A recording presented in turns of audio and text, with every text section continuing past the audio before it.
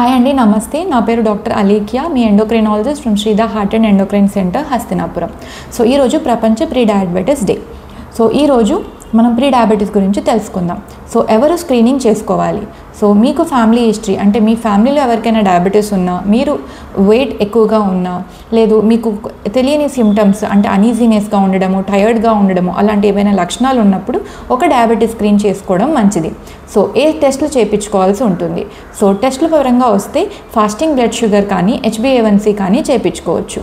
So fasting blood sugar value మీకు 100 నుంచి 126 లోపల ఉన్నా, లేకపోతే మీ HbA1c 5.7 నుంచి 6.5 మధ్యలో ఉన్నా మీరు ప్రీ డయాబెటీస్ కేటగిరీకి ఉంటారనమాట.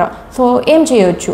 సో మీ లైఫ్ స్టైల్లో కొన్ని చేంజెస్, అంటే మీ ఫుడ్ హ్యాబిట్స్లో చేంజెస్ చేసుకోవచ్చు, మీరు ఎక్సర్సైజ్ వాల్యూస్లో కొంచెం చేంజెస్ చేసుకోవచ్చు, లేదు మీ ఎండోక్రైనాలజిస్ట్ని కలిసి ఏదైనా మెడికేషన్ కూడా తీసుకోవచ్చు.